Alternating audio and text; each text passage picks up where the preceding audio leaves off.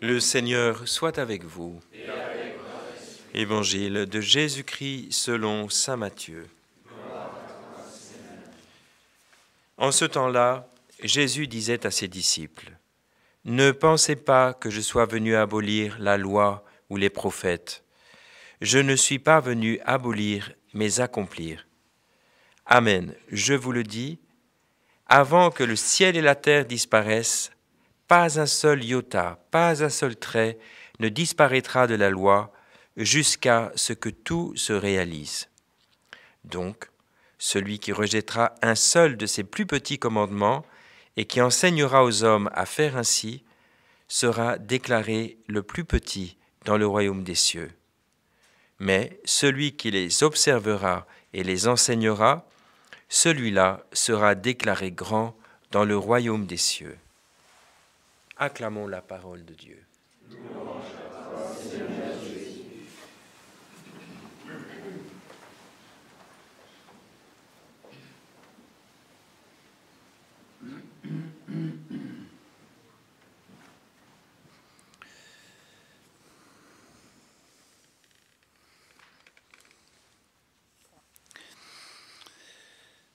Aujourd'hui, le Seigneur nous invite à réaliser le travail, entre guillemets, qu'il est venu accomplir à travers la loi dans la valeur qu'elle avait, qu'elle a toujours en partie, évidemment, mais qui a atteint un degré plus profond, qui est la loi de l'esprit, comme dit saint Paul, qui a mené comme à son accomplissement et même à son dépassement, la loi des préceptes de Moïse. Jésus nous invite à considérer avec tout le sérieux nécessaire et possible justement cette valeur de la loi et en même temps nous aider à prendre conscience du sens qu'elle a.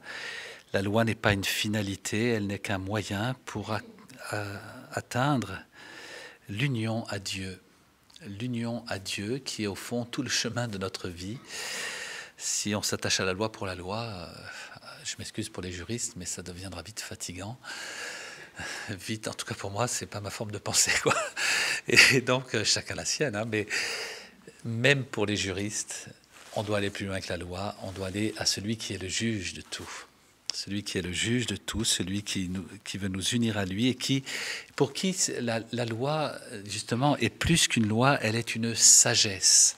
Et c'est le très beau discours de Moïse ou de Deutéronome. Hein. Les peuples diront de vous, lorsque vous suivrez la loi de Dieu, précisément, les peuples diront de vous, il n'y a pas un peuple sage et intelligent comme cette grande nation. Oui, la loi est un chemin de sagesse. Je suis toujours frappé en pensant au livre de la sagesse. Je me souviens au moment de ma conversion, je me suis mis j'avais une soif de sagesse et j'avais soif de, justement, quand j'ai vu qu'il y avait un livre de la sagesse dans la Bible, j'ai évidemment foncé sur ce livre. Mais j'étais un peu étonné parce que c'était pas du tout la sagesse telle que le monde l'entend. La sagesse telle que le monde l'entend, c'est une sagesse justement mondaine et qui cherche en fait à une sorte de bien-être et d'harmonie simplement. Le livre de la sagesse va beaucoup plus loin. Il nous aide à comprendre, dans une très belle harmonie, justement le mystère de la rédemption. Nous sommes rachetés. Et le livre de la sagesse va à la fois montrer justement le mystère de l'impiété de ceux qui refusent la loi de Dieu. Le livre de la sagesse va aussi reprendre toutes les plaies d'Égypte et montrer comment, à travers ces plaies, le peuple a été conduit à une sagesse plus grande. Eh bien, nous aussi, acceptons d'être emmenés sur ce chemin de sagesse qui passe par l'accueil déjà de notre condition, comme dit saint Bernard, se reconnaître pécheur, c'est déjà faire hommage à la vérité. Eh bien, c'est un chemin de sagesse de se reconnaître pécheur.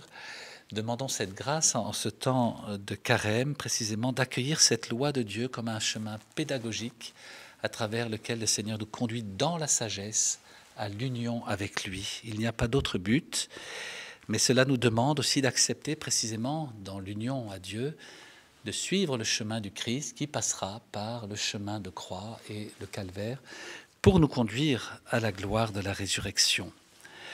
Demandons donc au Seigneur cette fidélité à sa loi, à ses préceptes, à ce que nous en percevons, à ce qu'il nous en dit lui-même, en particulier à travers les 10 commandements, pour éclairer nos pas et conduire notre route sur un chemin de sagesse.